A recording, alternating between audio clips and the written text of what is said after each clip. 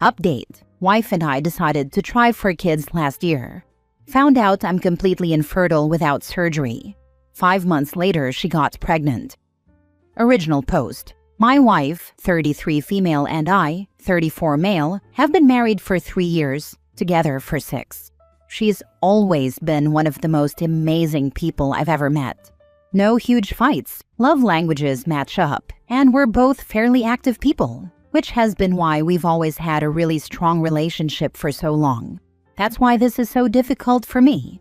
We've both been doing pretty well in our careers the last few years. She's in marketing, and I work independently as an IT consultant, allowing me to set my own hours and be pretty flexible. We decided last year that we wanted to start a family, her most likely keeping her job full-time and me scaling back to part-time. We've both been anxious but pretty excited to have our own kids. Long story short, I was diagnosed with azoospermia last December. A blockage in the pipes just meant I wasn't actually producing any sperm when ejaculating. It's curable with surgery, thankfully, and we finally got it scheduled this July. She's got a high libido, as do I. So we've still been very sexually active, but there should have been no way I could have gotten her pregnant. She missed her period this week. I couldn't imagine that she might actually be pregnant, right? The babies are bottled in until they get the blockage out. She took 3 tests though, and sure enough, they're all positive. At first I was stunned because this shouldn't be possible. She's never been unfaithful to me in the past and never given me a reason not to trust her. I'm not the jealous type, but I'm literally stuck. The doctor said this couldn't happen, and I can't believe my wife would jeopardize the future we've been so excited for over some fling, when we seem to have such a great emotional and physical connection. My wife's been ecstatic. She's given no indication of any guilt or worry that she may have cheated. She was so excited when she first found out that I didn't express my worries then. But she left for work and now I feel completely torn. What if she did cheat? Looking back now, there are a few tiny things that didn't seem to be an issue, but now have me racking my brain for clues. Her job often has her taking clients out for dinner, and it's not uncommon for her to get back later in the evening. She definitely had a busy last few months, but that's not uncommon for her job. She always wears one of the same 2 perfumes. But she came back one night smelling completely different. I remember seeing a text message on her lock screen of just a winky face, a different time, but assumed it was one of her girlfriends. Man, I don't know what to do. I set up an appointment on Monday to see if there's any chance it could be mine. If it is mine and I accuse her of cheating, I feel like the world's biggest a-hole. But she's coming home in a few hours, and I don't know what I'm going to say to her. I can't stop thinking of these small things that may have been her cheating, and I just didn't see it. Do I wait until the doctor appointment Monday before talking to her, or do I bring up these insecurities while she's celebrating the pregnancy? I'm worried I won't be able to hide what's going on. Now for the top advice before reading the updates. I'd say you should wait for the appointment. Biology can surprise us sometimes, but prepare for the worst-case scenario. Should I take her with me to it? I'm weighing the choices between that and going alone. I'm going to have to bring it up anyways. There's no way I can hide this when she gets back. Don't bring her with you. You don't know what the doctor might say. If the news is good, congratulations, my man. If the news is bad, just take some air and be as calm as possible. She knows you're blocked up, yes? If so, her reaction doesn't make a damn bit of sense for cheating. Doesn't make sense for some weird surprise in vitro either, since in a month you're gonna be filling homegirl's oven with enough baby batter to get the lily fella cooking yourself. Occam's razor is her cheating, but I've got a suspicion this is a medical mystery, not a matter of fidelity. She definitely knows. Yeah, I agree. That's why this is so difficult to know how to feel.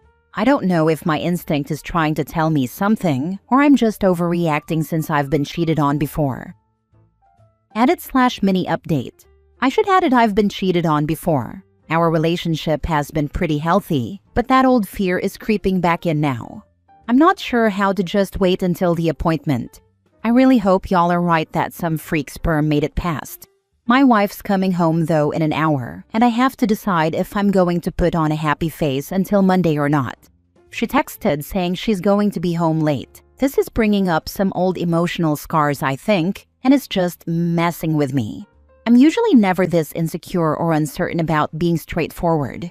I think I need to just find some way to bring it up without being accusatory. Now for the first update. First, I just want to thank everyone who reached out and offered their story about similar situations. I can't believe how many people are told they're completely sterile and end up being able to have kids anyway. I took a lot of what you guys said to heart. I had an ex from years ago who ended up cheating on me, and it really left a scar for a while. It wasn't until I got more involved with sports and getting in better shape that I was able to try and move on. My wife and I actually met in a soccer league we were in together. We've had so much trust for so long that I thought those fears had gone away. It wasn't until now that I really started to feel shaken like that again. But I didn't want to let my past get in the way of what could be just a huge blessing. A few people really articulated the right way to communicate my feelings in a way that wasn't accusatory and respectful of my wife, who's never given me a reason to doubt her. It's not uncommon for her to sometimes be home late, and she'll usually like to go straight to bed. I didn't want to dump this on her immediately and decided to give myself a night to sleep on it.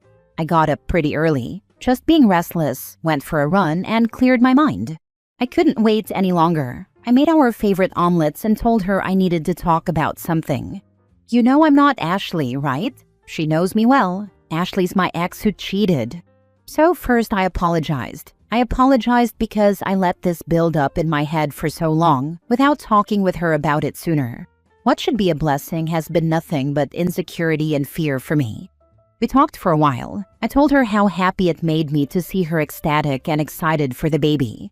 I told her how much I loved the relationship that we've built together, and I felt like an a-hole for questioning her loyalty. She had never given me a reason not to trust her, and I still couldn't emotionally get over the thoughts of infidelity because of my ex. She thanked me for telling her, and she knew how hard it was for me to get over that. She volunteered to have us get a paternity test right when he or she is born, which made me feel a lot better at first. But something still felt off. I honestly don't know why. Something about how she was so eager to get a paternity test and almost not mad at all for having kept this from her. Normally, she would have been upset that I didn't bring it up right away, but there was just a weird feeling I couldn't shake for the rest of the day. It seemed like she was saying all the right things, but I couldn't get rid of this clawing feeling inside my head. Maybe I'm just being paranoid? Maybe there's a gut feeling I need to listen to. But I ended up going to the appointment alone, as we decided it would be good to see if I still needed the surgery. Turns out it's obstructive azoospermia. I've read so many stories about people who were supposed to be infertile ending up getting pregnant. So I brought that up, and how my wife's pregnancy was affecting me. The urologist thought it would be pretty unlikely that I wouldn't need surgery to have a kid with how mine was presenting itself. He mainly tried to skirt around the topic and mostly pushed me toward making sure she was actually pregnant. Being there didn't really help. I feel like I just got more uncertainty.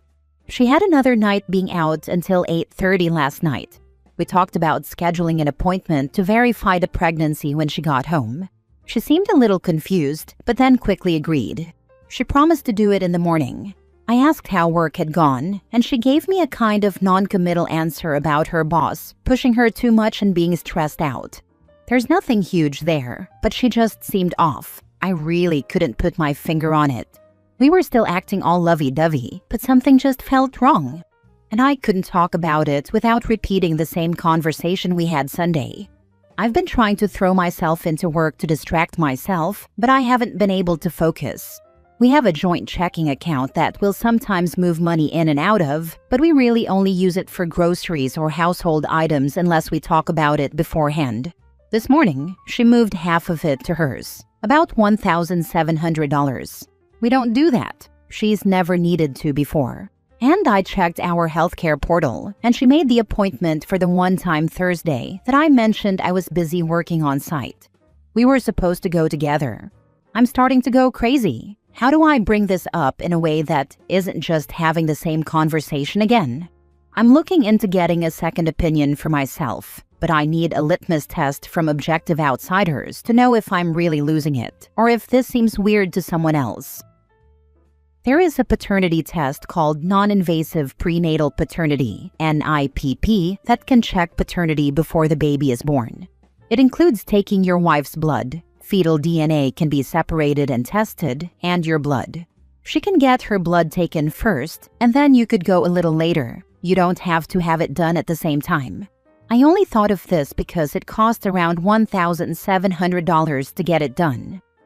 This is what I thought of, that they could get the NIPP test now, and maybe she moved the money for the test. But it's suspicious she's not telling him and booking an appointment without his involvement. It's stacking up against her favor. You got any sick time? Call in sick on the day of the appointment and go anyway. She technically already kinda agreed to go together, so make it so. She can't argue with that. I wouldn't want to surprise her, but I think I might wait until she's home and mention I can take off and see what she says. Solid plan. Honestly, I hope it ends up just being a misunderstanding for your sake, but it's better to be sure, and it's not as though you're being unreasonable. Thank you. I'm trying to get all my uncertainty out here to make sure I don't act just on fear. I'm a little uneasy about how popular the post got though, even though she rarely uses Reddit. I'll probably have to take this down eventually. Second update. I've been trying to center myself. We talked calmly for a bit on the phone. She claimed she moved the money out in anticipation of the deductible payments she'll have with different visits. I didn't bring up anything else, but she seemed a little impatient with me, probably rightly so, and implied we'd have a longer talk when she gets home. I'm just trying not to overreact right now. I don't know what to think. This is either a misunderstanding on my side and I'm a father, or not. Thankfully, she's not working late today. Thank you to those who are trying to keep me grounded. Third update. I went for a long run to clear my mind. Got a shower and then my wife should be home. I'm going to go into the conversation with no judgment, just objectively lay out the facts and why I've still been struggling personally with some of them. Regardless of what happens, I'm done with any confusion left between us. Thanks to those who messaged me and gave advice. Now for the last update. I'm sorry to drag y'all through the worst of my insecurities. I definitely channeled quite a bit of my negative stuff into what I posted. But hey, that's what anonymous people are good for sometimes, I guess. Anyway, we finally sat down after she got home last night. I told her everything that was going on, the urologist, the money, the upcoming appointment. I told her how, even with all her reassurances, too many suspect things kept happening. She agreed with how everything looked and immediately apologized. She didn't realize how much my last ex's cheating was still affecting me. She knew I was off going into the weekend, but thought we had addressed that. We talked about it Sunday, but I can get pretty internal with all these worries and not show them outwardly. And so, while she thought we were communicating, I wasn't. We decided to start from the beginning and go through everything together. The money was the real problem for me. She agreed it was inconsiderate, given where my head was at, to do that without mentioning it. Apparently, the prenatal visits are so structured that they want you to set up a payment plan with them right away, and she wanted to make sure it was squared away to keep the appointment.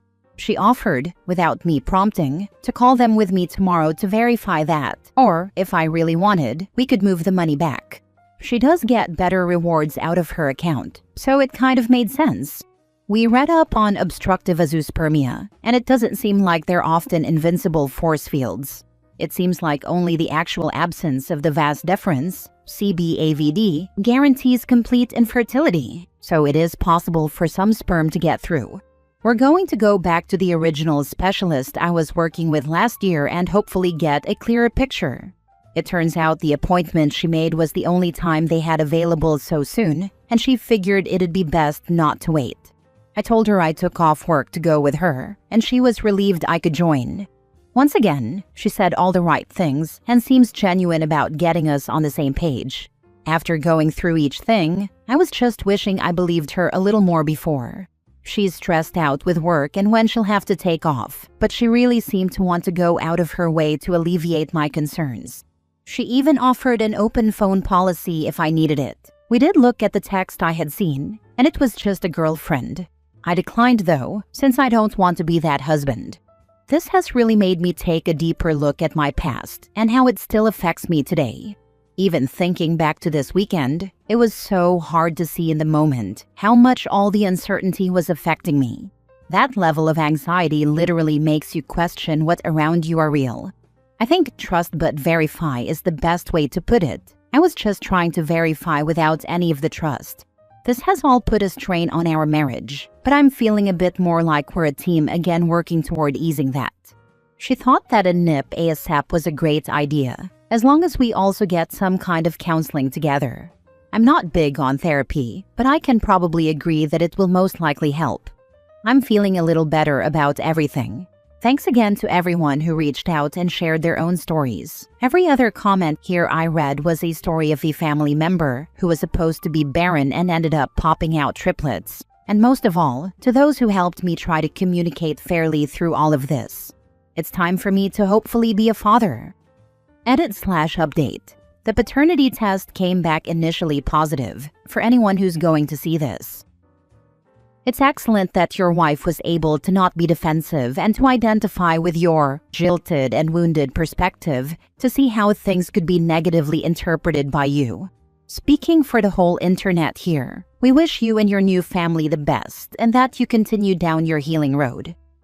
Yeah, it takes a special kind of person to be this understanding when they've done nothing wrong, especially while pregnant. OP is a lucky man. I'm glad it worked out. All I can suggest at this point is to remember that you're not the only person who went through a traumatic event here. Your wife did as well. She realized her husband does not fully trust her, regardless of whether it's within your control or not. Please keep the lines of communication open with her and spend time together to rebuild that trust for both of you. Last story.